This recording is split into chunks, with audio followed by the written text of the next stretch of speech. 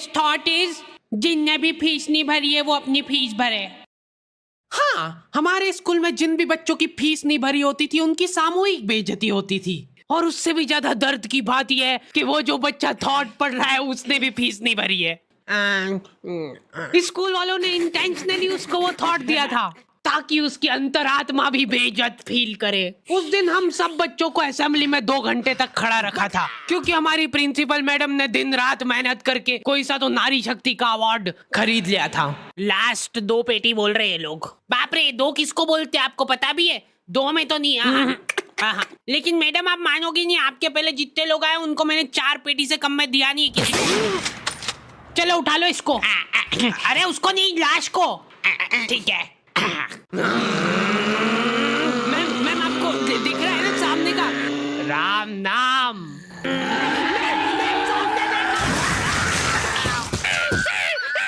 उस दिन हमारे स्कूल में अवार्ड के सेलिब्रेशन के लिए अलग तैयारियां चल रही थी। तो और मतलब पढ़ाई लिखाई कैसी चल रही है अपने फिर? हैं कुछ हेल्प वगैरह लगेगी क्या? अरे मैम का स्केच। हाँ, हार्डी को बोला तो था।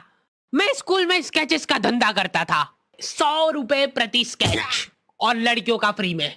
मैंने एक बार चमेली का स्केच बनाया था। उसने बनाने का बोला नहीं था, मैं खुद से बना के ले गया था। वो देख के वो एकदम इम्प्रेस हो गई और उसने जाके अपने बंदे को दिखा दिया, ये देखो हार्डी ने बनाया है। कितना अच्छा बनाया यार, हूबहू लग रही हूँ मैं एकदम। उसका बंदा राजेश और उसके साथ 2-4 लौंडे लपाड़े और बहुत स्केच बनाना आ रहे हैं देखो आजकल। हमारा भी बना दे कभी। अरे भाई पर हुआ क्या?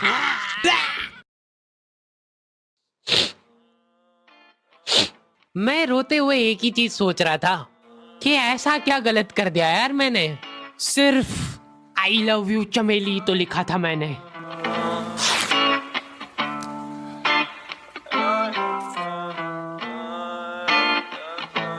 नाम तेरा है ही क्या मुझको तो खबर नहीं, गलतियां ये सारी उन रातों की है। जिंदगी तो चल रही मैं मगर थमा हुआ, शायरी ये सारी मेरी बातों की है। नाम तेरा है ही क्या मुझको तो खबर नहीं, गलतियां ये सारी उन रातों की है। जिंदगी तो चल रही मैं मगर थमा हुआ, शायरी ये सारी मेरी बातों की है।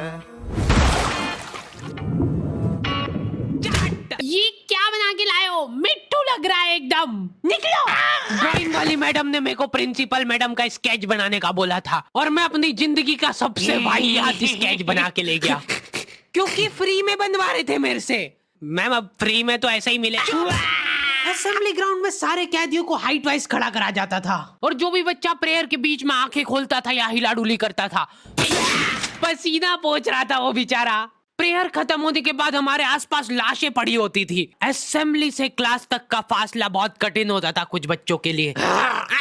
ओए रोक, इधर तेल क्यों नहीं डाला? सर वो मेरे घर पे जो कोई भी तेल लगा के नहीं आता था उसको घसीट के काल कोठरी में फेंक देते थे लोग और वहीं पे 25 लीटर वाली सोयाबीन तेल की केन उसके ऊपर ढोल देते थे। सर मैं कल डाल के।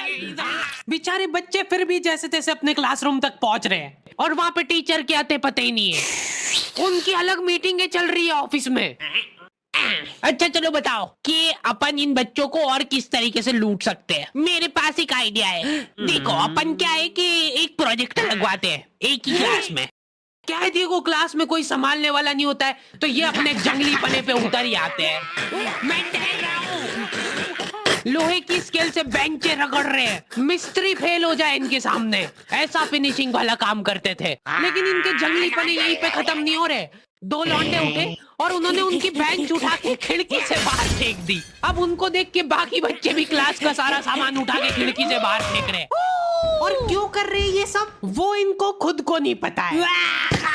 मैम शायद बाहर छोड़ो, इधर ध्यान दो ना आप।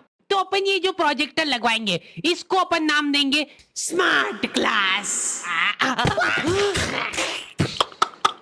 और उसकी अपन लेंगे अलग से फीस। ठीक है, पर कभी किसी बच्चे ने नहीं दी तो? अरे भूषण जी, फीस पेरेंट्स देते हैं, बच्चे नहीं।